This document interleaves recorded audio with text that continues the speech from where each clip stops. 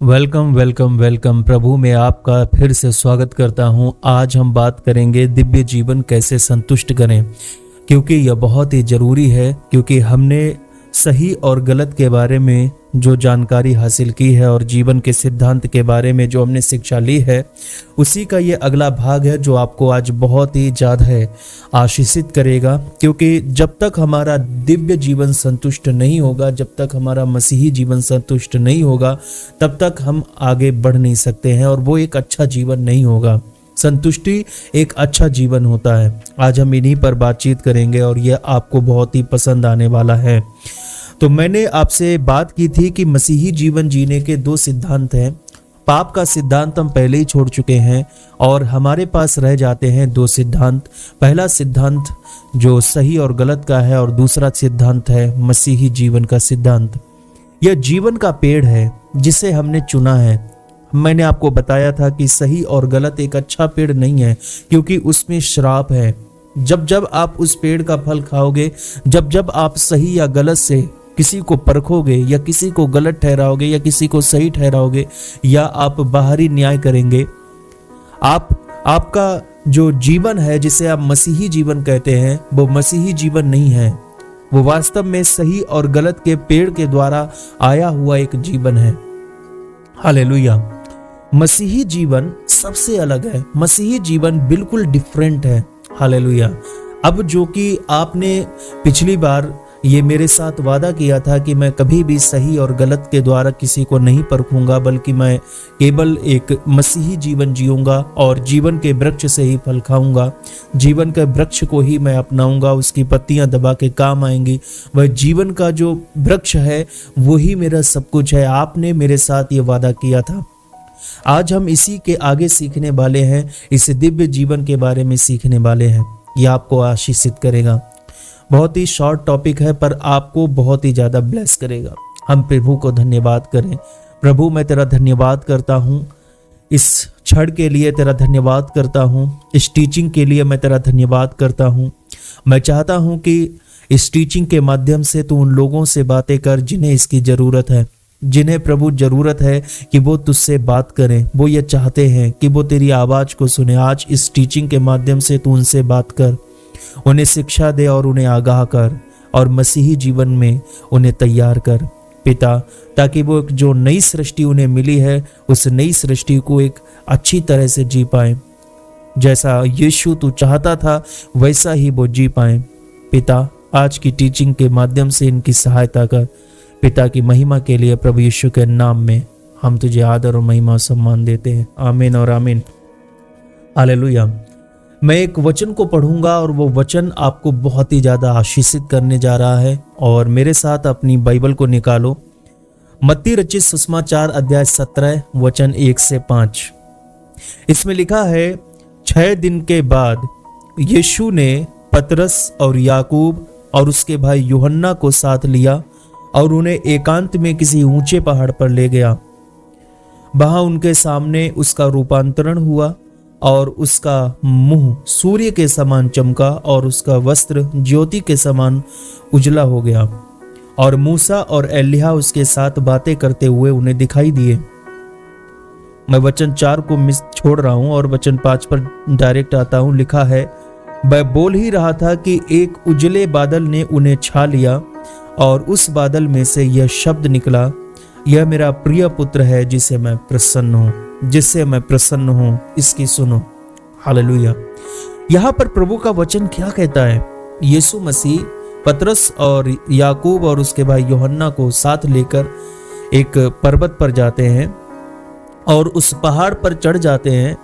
और वहां पर एक घटना घटती है कि यीशु मसीह का जो शरीर है और उनका जो चेहरा है वो दमकने लगा, सूर्य के समान दमकने लगा। उसमें से किरणें निकलने लगी थी। उनका रूपांतरण हो गया था। और जब यीशु मसीह का रूपांतर हुआ, वहां पर पतरस ने और उन शिष्यों ने कुछ देखा। उन्होंने देखा कि मूसा और एलिय्याह वहां पर यीशु मसीह से बातें कर रहे हैं। वो वहां पर प्रकट हुए और यीशु मसीह से बातें कर रहे हैं। और इन बातें करने के दौरान पतरस ने कहा, प्रभु, क्या तू चाहता है कि मैं 2 तंबू यहां पर खड़ा करूं, एक एलिय्याह के लिए, एक मूसा के लिए? और यीशु मसीह वहां पर उनसे बात कर रहे थे और अचानक से एक वाणी आकाश से आई और कहा कि यह मेरा प्रिय पुत्र है जिससे मैं प्रसन्न हूं, इसकी सुनो। हालेलुया। मेरे प्रियो, यहां पर यह वचन यीशु, मूसा और एलिय्याह के बारे में बताता है कि यीशु कौन है, मूसा कौन है, एलिय्याह कौन है। मूसा और एलिय्याह यीशु मसीह से बातें क्या कर रहे थे और क्यों बातें कर रहे थे। आपको पता है, मूसा यहां पर व्यवस्था को देने वाले को प्रकट करता है। मूसा यहां पर बाहरीपन और नैतिक स्तर और काम और व्यवस्था को रिप्रेजेंट कर रहा है। वो सही और गलत के बारे में बात कर रहे हैं। हर एक चीज को वो वहां पर दे रहे हैं क्योंकि अब वो समर्पण कर रहे हैं। वो यीशु मसीह के आगे अपना वो समर्पण कर रहे हैं। उस व्यवस्था का भी समर्पण उन्होंने किया। वो यहां पर बताते हैं, वो बातचीत करते हैं और वहां पर यीशु मसीह की श्रेष्ठता को मूसा ने प्रकट किया कि वो श्रेष्ठ है। और यहां पर एलिय्याह भी यहां पर दिखाई दिए और एलिय्याह भी बाहरीपन पर लेकिन मानवीय स्तर को प्रस्तुत करते हुए रिप्रेजेंट करते हैं। और साथ ही साथ वो भविष्यवक्ता भी हम सभी जानते हैं, एलिय्याह एक भविष्यवक्ता है, एक टॉप क्लास का भविष्यवक्ता। और वो भविष्यवक्ता और मूसा जो कि व्यवस्था को रिप्रेजेंट करता है, इन सब के बाद यीशु मसीह भी वहां पर उपस्थित है जो जीवन को रिप्रेजेंट करता है। हालेलुया। जो जीवन के वृक्ष को रिप्रेजेंट करता है। यीशु मसीह जीवन है। और बाइबल क्या कहती है, एक गवाही उनके ऊपर प्रकट हुई, उन शिष्यों के ऊपर एक गवाही हुई और परमेश्वर ने कहा, यह मेरा प्रिय पुत्र है जिससे मैं प्रसन्न हूं। आमीन। वचन आगे कहता है, इसकी सुनो। हालेलुया। आपको किसकी सुननी है? यीशु की सुननी है। परमेश्वर ने मूसा और एलिय्याह को वहां पर खड़ा करके, यीशु मसीह को बीच में खड़ा करके यीशु मसीह के बारे में वो कहते हैं कि यह मेरा प्रिय पुत्र है, इसकी सुनो। आपको ना तो व्यवस्था की सुननी है, आपको ना तो किसी बाहरीपन की सुननी है, ना तो नैतिक स्तर की बातों को सुनना है, ना काम, बल्कि केवल और केवल यीशु की सुननी है। और एलिय्याह के बारे में प्रभु ने कहा, ना तो तुमको मानवीय स्तर को और ना तो बाहरीपन को और ना भविष्यवाणियों की ज्यादा होड़ लगानी है। हालेलुया। भविष्यवाणी यीशु मसीह के नाम में आएंगी ही आएंगी, लेकिन यहां पर वो बताता है कि तुम्हारा जो जीवन है वो ये एक जीवन यीशु मसीह के माध्यम से होगा। तुम्हें यीशु मसीह की सुननी है, ना तो व्यवस्था की, ना भविष्यवक्ता की। अब कोई भविष्यवक्ता नहीं, अब कोई व्यवस्था नहीं है। यस, कोई भविष्यवक्ता नहीं है, ना कोई भविष्यवक्ता आने वाला है इस तरह का कि जो ये अलग से टीचिंग देगा कि तुमको ये करना चाहिए कि अब यहोवा परमेश्वर इसको नष्ट करेगा, मन फिराओ। क्योंकि जो होना था वो हो गया। अब यीशु मसीह हमारे बीच में है और कहा परमेश्वर ने कि तुम्हें इसकी सुननी होगी। हालेलुया। ये इसकी सुनना ये बताता है कि जो जीवन आपके भीतर दिया गया है, जो परमेश्वर ने आपको जीवन दिया है, तुम्हें इसका सुनना होगा। चाहे बाहर वाला कितना भी तुम्हारे कान में बोलता रहे कि तुम्हें ये करना चाहिए, तुम्हें वो करना चाहिए, यहां तक कि कोई भविष्यवक्ता भी बनकर बोलने लगे आकर कि तुम्हें यह करना चाहिए, लेकिन अगर आपके अंदर जीवन में अगुवाई नहीं है, यीशु मसीह की तरफ से वो जीवन की अगुवाई नहीं आ रही है, अभिषेक महसूस नहीं हो रहा है, वह आपके लिए काम नहीं है। इसीलिए यह वचन यहां पर बताता है, तुम्हें सुनना है तो केवल और केवल यीशु की सुनना है। यीशु तुमसे क्या कहते हैं वो तुम्हें करना है।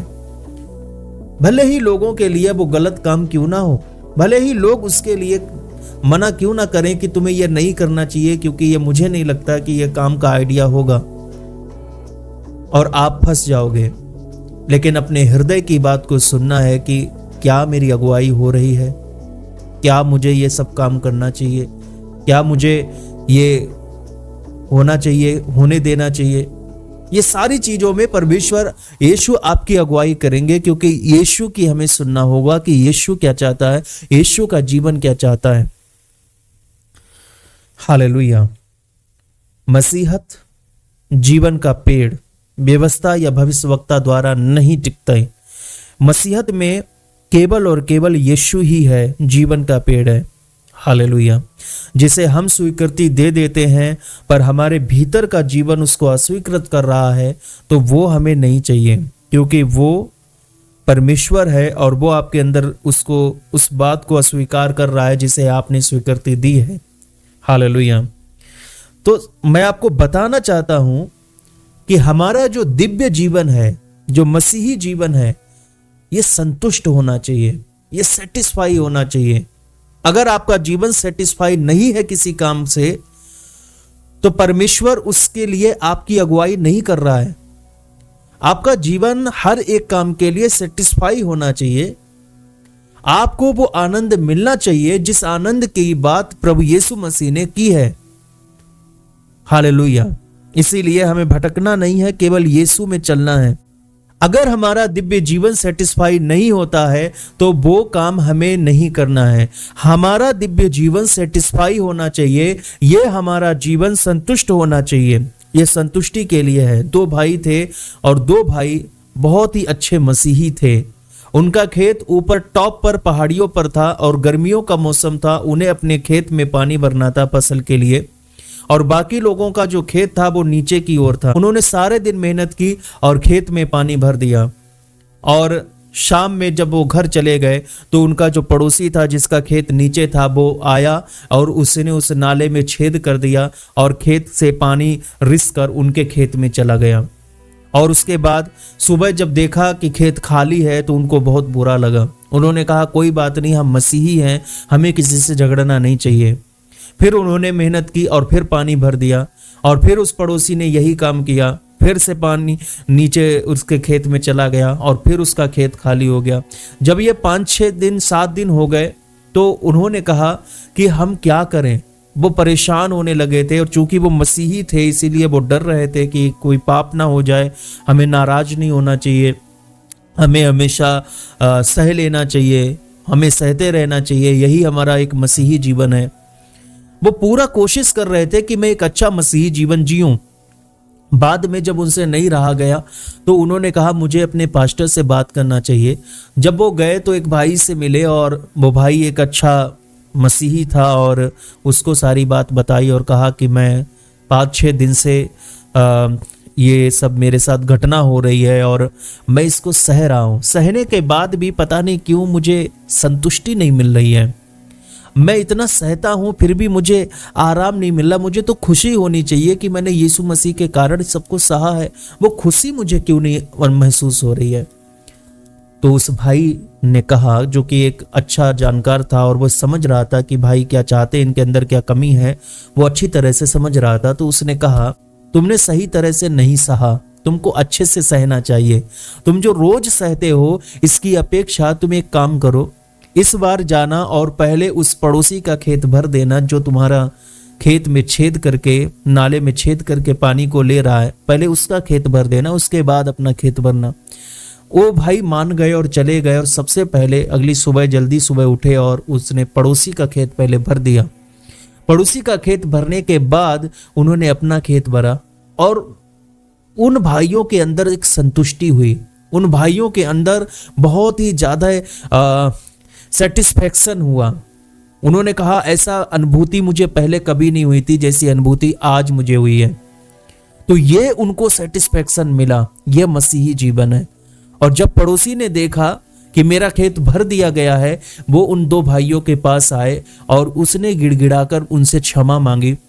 उन्होंने कहा अगर यही मसीही जीवन है तो कृपया मुझे इस जीवन के बारे में और बताएं, मैं इस जीवन को जीना चाहता हूं। यह है मसीही जीवन। हालेलुया। उसका मन परिवर्तन किस प्रकार हुआ? जब पहले उसका खेत भर दिया गया। यदि आपको कोई सताता है, यदि आपको कोई परेशान करता है, तो पहले उस वजह को मिटा दो कि वो किस लिए परेशान कर रहा है, क्या है ऐसी चीज। हालेलुया। वो परेशान करना बंद कर देगा। हालेलुया। मेरे प्रियो, हमारा दिव्य जीवन सेटिस्फाई होना चाहिए। मेरे कहने का मतलब यह है, चाहे वो कैसे भी हो, उसमें सेटिस्फेक्शन होना चाहिए। हालेलुया। यदि हम किसी की हानि करते हैं, हानि के बारे में सोचते हैं, क्या हमें सेटिस्फेक्शन मिलेगा? क्या हमें अंदर वो जीवन जो हमारा है संतुष्टि, क्या उसके अंदर अभिषेक महसूस होगा किसी की हानि के लिए? कुछ भी हो, लेकिन ये इसमें अभिषेक महसूस होना चाहिए, इसमें सेटिस्फेक्शन होना चाहिए। ये मसीही जीवन है, ये है असली मसीही जीवन। हालेलुया। मनुष्य कहता है कि उचित या सही करना पर्याप्त है, लेकिन परमेश्वर कहता है कि मात्र जीवन ही पर्याप्त है। तो मैं आपको बताना चाहता हूं, केवल सहते रहना ही संतुष्टि नहीं लेकर आता है, संतुष्टि आनी चाहिए, ऐसा काम हमें करना चाहिए। हालेलुया। आपको पता है बाइबल में पहाड़ी उपदेश जो दिए गए थे वो सही या गलत की शिक्षा नहीं देते हैं कि तुमको ये करना चाहिए, तुमको वो नहीं करना चाहिए, लेकिन ये जो एक गाल पर थप्पड़ मारने का और दूसरे गाल बढ़ाने का जो संदेश वहां पर दिया गया है, इसका मतलब यही है, इसका उद्देश्य यही है कि हमारे हृदयों में कोई घृणा नहीं है, हम नाराज नहीं हुए हैं, हम क्रोधित नहीं हुए हैं, और अगर आप दोबारा भी मारना चाहते हो तो हम उसके लिए भी तैयार हैं। इस चीज के लिए वो है। कुल मिलाकर ये सेटिस्फाई होना चाहिए, सेटिस्फेक्शन होना चाहिए, कोई बात नहीं। हालेलुया। हम फिर से इसके लिए तैयार हैं। अब कोई भाई या बहन आपसे नाराज है और वो आपसे बात नहीं कर रहा है और आपका झगड़ा हुआ है, और आपके भले ही वो कितना भी नाराज हो, हमें क्या करना चाहिए? उसके लिए प्रार्थना करना चाहिए। यदि आप अपने जीवन में संतुष्ट होना चाहते हैं, आपको उसके लिए प्रार्थना करना चाहिए। भले ही वो कितना भी रूठा हुआ हो, हमें घुटनों पर आकर प्रार्थना करना चाहिए। अगर हम उसके लिए प्रार्थना नहीं करेंगे, घुटनों पर झुककर प्रार्थना नहीं करते हैं, तो हमारे भीतर आनंद नहीं होगा। आनंद होने के लिए हमें उसके लिए प्रार्थना करना है। आप करके देखिए, आपको आनंद मिलेगा। किसी भी बैरी के लिए आप दिल से प्रार्थना करके देखिए, आपको आनंद मिलेगा। हालेलुया। यह वचन उसके लिए भी है जो भाई बहन हमसे रूठे हुए। तो हमारे जीवन में संतुष्टि बहुत जरूरी है। हमारा ये जो दिव्य जीवन है, मसीही जीवन एक दिव्य जीवन है, इसकी संतुष्टि बहुत जरूरी है। जैसे कि कभी कभी ऐसा होता है कि मेरे पास 100 रुपए हों और कहीं पर मैं जा रहा हूं और कोई हमारा भाई या बहन मदद के लिए हमसे रुपए मांगते हैं और कहते हैं कि मुझे बहुत ज़रूरत है, कृपया मेरी सहायता करें। तो आपके अंदर एक जंग चलने लगी कि मुझे क्या करना चाहिए। आपके अंदर एक विचार चलने लगा कि अब मैं क्या करूं, मेरे पास 100 रुपए हैं, सिर्फ मैं इसको दे दूं या रख लूं या मना कर दूं, क्या करूं। लेकिन फिर आपको याद आता है कि मैं एक मसीही हूं, तो मुझे ये करना चाहिए। तो जैसे ही उनके मन में ये आया कि मैं एक मसीही हूं, मुझे ये करना चाहिए, उन्होंने 100 रुपए निकाले और उसको दे दिए। 100 रुपए निकालने के बाद उनके मन में अचानक से ये विचार आया अपने आप में ही कि तुम सिर्फ एक स्वांग कर रहे हो, तुमने उदार होने का एक स्वांग रचा है, तुम जबरदस्ती उदार बनने की कोशिश कर रहे हो, चूंकि आप हो नहीं। कहीं ना कहीं पर यह झगड़ा हमारे अंदर चलता है, कहीं ना कहीं पर हमारे अंदर ये बात चलने लगती है कि 100 रुपए थे और मैंने उसको दे दिए, मसीह के लिए दे दिए, तो मुझे। हालेलुया। मैं बात कर रहा हूं सेटिस्फैक्शन की, जो आपके अंदर चलने वाली युद्ध है, मैं उसकी बात कर रहा हूं। हालेलुया। मैं ये नहीं कह रहा हूं कि तुम्हें नहीं देना चाहिए या तुम्हें ये देना चाहिए, ये मैं सेटिस्फैक्शन की बात कर रहा हूं। देना एक बहुत अच्छी बात है कि हम किसी की मदद कर रहे हैं, लेकिन क्या आपको सेटिस्फैक्शन मिल रहा है उससे? क्या आपको अच्छा लग रहा है? क्या आप वाकई में किसी को देना चाहते हैं? मेरे कहने का मतलब ये है, क्या वाकई में आप 100 रुपए देना ही चाहते थे? ये मेरा पॉइंट है। हमारा इच्छा नहीं होती है, लेकिन हम फिर भी उसको दे रहे होते हैं, तो ये हम जबरदस्ती कार्य को कर रहे हैं। एक तरफ की भी एक व्यवस्था है हमारे अंदर, हम जबरदस्ती एक व्यवस्था की तरह उसका पालन कर रहे हैं। तो किसी दिन अगर हम उसका पालन नहीं कर पाए तो हमें यह बोध होगा कि हम पापी हैं। किसी दिन अगर हम वो काम नहीं कर पाए तो हमें एहसास होने लगेगा, आज मैं उसको नहीं दे पाया, प्रभु मुझे क्षमा करना। आप कहोगे जाकर, प्रभु मुझे क्षमा करना। तुरंत आपके अंदर एक बोध हुआ कि आपने ये गलत कर दिया है। क्यों? क्योंकि वो व्यवस्था बन गई थी आपके अंदर। मेरे कहने का मतलब है, आपके स्वभाव, आपके जीन्स मसीह में एक हो जाने चाहिए। आप वाकई में किसी की मदद करने वाले हो जाओ, वाकई में आप हृदय से आपकी इच्छाएं उत्पन्न हो जाएं कि मैं किसी की मदद करूं, तब वो आपके जीवन को सेटिस्फाई करेगा। अगर आप जबरदस्ती कुछ भी करोगे, आप मर जाओगे, आपको नहीं कर मिलेगा। आप कुछ भी कोशिश करोगे, आपको वो आनंद नहीं मिल पाएगा। आपको बस ये लगता रहेगा कि क्या करूं मैं, मुझे ये करना चाहिए, मसीही जीवन के लिए मुझे करना चाहिए। हालेलुया। मेरी बात कितने लोग समझ पा रहे हैं? क्योंकि मैं जो आपको बता रहा हूं ये बहुत ही गहरी बात है, ये अंदर चलने वाली एक प्रक्रिया है। हालेलुया। क्योंकि वास्तव में मैं अपने ही एक्सपीरियंस को बता रहा हूं, क्योंकि मुझे कई बार ऐसे एक्सपीरियंस हुए हैं। हाँ, कई बार। ये शिक्षा मेरी अपनी ऐसी नहीं थी, ये शिक्षा पहले बिल्कुल मेरी अलग थी। जैसे कि व्यवहारिक शिक्षा हमेशा कलीसियाओं में चलती आई थी, लेकिन जब बाइबल को मैंने पढ़ना शुरू किया तो मुझे ये शिक्षाएं और गहराई के साथ मिलने लगी, और परमेश्वर ने मुझसे बात करना शुरू किया, और परमेश्वर ने मुझे सही रास्ता दिखाया कि वास्तव में मसीही जीवन क्या है। मैं विचार किया करता हूँ, आपको पता है, मैं जब भी मैं बाइक से कहीं जाता हूँ या ड्राइविंग कर रहा होता हूँ या कहीं भी मैं जाता हूँ, और मैं अपने पिता के साथ में भी अगर जाता हूँ तो बाइक वो चलाते हैं तो मैं पीछे अगर मैं बैठता हूँ तो मैं ये सोचता हूँ, मैं ये सोचकर चलता जाता हूँ, हेलमेट में गुनगुनाता जाता हूँ, कोई ना कोई टॉपिक मैं ले लेता हूँ और उस पर विचार करता हुआ जाता हूँ, और परमेश्वर से पूछता हुआ जाता हूँ कि इसका उत्तर क्या होगा। मैं एवरी टाइम में करता हूँ, हमेशा मेरी ये आदत है। कभी कभी मैं प्रेयर करने लगता हूँ पीछे बैठकर, कभी कभी अन्य भाषा में, कभी तो मेरा जो सफर होता है वो परमेश्वर के साथ ही पूरा सफर होता है। मैं कहीं भी मीटिंग में जाऊं, कलीसिया में जाऊं, और वही मेरा टॉपिक भी हो जाता है रास्ते में ही, और मैं वहीं पर वो प्रचार भी करता हूं। तो मैं आपको बताना चाहता हूं कि मेरा स्रोत परमेश्वर है, परमेश्वर मेरा स्रोत है, और वो मुझे सेटिस्फाई करता है। और मैं उससे, पता है, अपनी प्रार्थना में क्या कहता हूं कि मुझे एक अच्छा प्रार्थना वाला जीवन दे, मुझे एक अच्छा मसीही जीवन बना दे, मेरे अंदर वो मसीही जीवन हो, ना कि मैं एक व्यवस्था का पालन करूं कि ये नया नियम है और मुझे मसीही जीवन जीना है। नो, मैं ये नहीं चाहता हूं। मैं ये चाहता हूं कि मसीही जीवन मेरे अंदर ऐसा घुल मिल जाए कि मैं जो कर रहा हूं वास्तव में वो कर ही रहा हूं, और वो मसीही जीवन के अकॉर्डिंग सही है, वो मसीही जीवन ही है। अगुवाई लगातार मिलते रहे।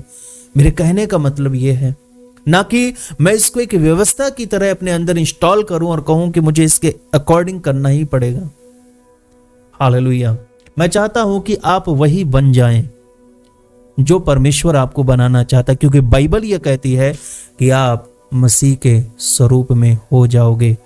कितनी मेरी बात सहमत है? बाइबल कहती है कि आप मसीही के स्वरूप में बन जाओगे, आपका रूपांतरण होगा। यही तो रूपांतरण मैं चाहता हूं कि मेरा रूपांतरण हो, और मैं चाहता हूं कि आपका भी यही रूपांतरण हो, कि आप उसके स्वरूप में बन जाओ, उसकी इमेज बन जाओ। हालेलुया। ना कि आप सिर्फ स्वांग रचो, मसीही होने का स्वांग रचो। मैं नहीं चाहता हूं कि आप स्वांग रचो, मैं नहीं चाहता हूं कि आपको जबरदस्ती इसको करना पड़े। मैं चाहता हूं कि आप वही बन जाएं। हालेलुया। कितने मेरी बात से सहमत हैं? पहला कुरिन्थियों अध्याय 4 वचन 3 से 4 में लिखा है, परंतु मेरी दृष्टि में यह बहुत छोटी बात है कि तुम या मनुष्यों का कोई न्यायी मुझे परखे, वरन मैं स्वयं अपने आप को नहीं परखता, क्योंकि मेरा मन मुझे किसी बात में दोषी नहीं ठहराता, परंतु इससे मैं निर्दोष नहीं ठहरता, क्योंकि मेरा परखने वाला प्रभु है। तो यहां पर पौलुस क्या कहता है कि यह बहुत ही छोटी बात है कि मनुष्यों का कोई न्यायी बनकर मुझे परखे, कोई सही या गलत के अनुसार मुझे अगर परखेगा तो वो गलत ही गलत कहेगा कि तुमने तो बिल्कुल गलत कर दिया, ये क्या तुमने कर रखा है। तो मैं अपने आप को उनकी बातों से अपने आप को नहीं चेंज करूंगा कि मैं अपने आप को परखूं, मैं अपने आप को चेक करूं कि मैं सही हूं या गलत हूं। देखिए, मैं सही और गलत से मैं अपने आप को नहीं परखूंगा। पौलुस यहां पर कहता है उसने कभी नहीं परखा अपने आप को सही गलत से। उसने कहा मेरा परखने वाला परमेश्वर है। अगर मैं परखूंगा तो मैं निर्दोष नहीं रहूंगा, है ना। मैं परखूंगा ही नहीं अपने आप को। लेकिन अगर मैं परख नहीं रहा हूं तो इसका मतलब ये थोड़ी ना है, और ना मैं अपने आप को दोषी ठहरा रहा हूं तो इसका मतलब ये थोड़ी ना है कि मैं निर्दोष नहीं ठहरता। अगर मैं चेक करूं तो मैं दोषी हूं। अगर मैं इन सारी चीजों से खुद की तुलना करूं तो बहुत से मामलों में मैं दोषी होऊंगा, और सच कहूं तो मैं परमेश्वर के सामने दोषी हूं। लेकिन यह परमेश्वर की बड़ाई है, यह परमेश्वर की उदारता है, यह परमेश्वर का अनुग्रह है जो तुम्हारे पापों को वो अनदेखा कर दे रहा है यीशु मसीह के नाम में, क्योंकि वो मिटा चुका है। अगर परमेश्वर के सामने हम ये बड़ाई करने लगे कि मैं खुद को परख नहीं रहा हूं इसलिए कि मैं पापी हूं ही नहीं। ओके, मैं पापी नहीं हूं, मैं खुद को नहीं परखूंगा, लेकिन वास्तविकता यह है कि परमेश्वर के सामने मैं निर्दोष भी नहीं हूं, और मैं निर्दोष हूं भी और नहीं भी हूं, ये परमेश्वर की मर्जी के ऊपर है। परमेश्वर ने कहा है कि मैंने तुम्हारे दोषों को अपनी आंखों के आगे दूर कर दिया, उनको मैंने पीछे फेंक दिया, पूरब से पश्चिम जितना दूर है उतनी दूर मैंने तुम्हारे पापों को फेंक दिया है। तो उसने मेरे पापों को फेंक दिया है, यह परमेश्वर की इच्छा की बात है। हालेलुया, यह परमेश्वर की दयालुता है कि उसने मेरे पापों को फेंक दिया, वरना मैं तो दोषी हूं ही हूं, मैं उसके कारण धर्मी हूं। यीशु मसीह के द्वारा कहे गए शब्दों के द्वारा मैं धर्मी हूं। यीशु मसीह ने कहा कि जब तुम मसीही जीवन जियोगे, मेरा जीवन जियोगे, मैं तुम्हें धर्मी घोषित करता हूं। यीशु मसीह में विश्वास के द्वारा मैं धर्मी हूं। ओके, लेकिन सही गलत के द्वारा अगर मैं चेक करूं तो मैं धर्मी नहीं हूं। कितनी मेरी बात को समझ पा रहा है? तो ये है मसीही जीवन, जिसके लिए मैं ये टीचिंग दे रहा हूं, जिसके लिए मैं कहता हूं कि मसीही जीवन हमेशा संतुष्ट होना चाहिए। ये जो मसीही जीवन आपको मिला है, हमें मिला है, ये एक सेटिस्फैक्शन का जीवन है, ये अंदर चलने वाले विरोधाभास का जीवन नहीं है, ये खुद में प्रसन्न रहने का एक जीवन है। इसको मत खो। हम प्रभु से रोजाना ये प्रार्थना करें कि ये मेरी वास्तविकता बन जाए, मसीही जीवन मेरी वास्तविकता बन जाए। ये व्यवस्था की तरह मेरे जीवन में काम ना करे, बल्कि ये मेरी वास्तविकता बन जाए। हम प्रभु से प्रार्थना करें। प्रभु, मैं तेरा धन्यवाद करता हूँ, तूने जो वचन हमें दिए हैं इसके लिए मैं तेरा धन्यवाद करता हूँ। अपने बेटे और बेटियों को आज चुनकर उन्हें आशीषित कर और इनका इस्तेमाल इस कार्य में कर कि जो लोग इस शिक्षा से दूर हैं, प्रभु, ये लोग ये शिक्षा उन तक पहुंचा पाएं। पिता, शेयर करने की भी अगुवाई दे कि तेरे बेटे बेटियां शेयर भी करें। और मैं जानता हूं कि तूने आज बहुतों से बातें की है, मैं जानता हूं, और मैं इसीलिए मैं तेरी महिमा भी करूंगा और मैं कर रहा हूं। प्रभु, मैं तेरी स्तुति और प्रशंसा करता हूं। Thank you Jesus, thank you Jesus, thank you Jesus.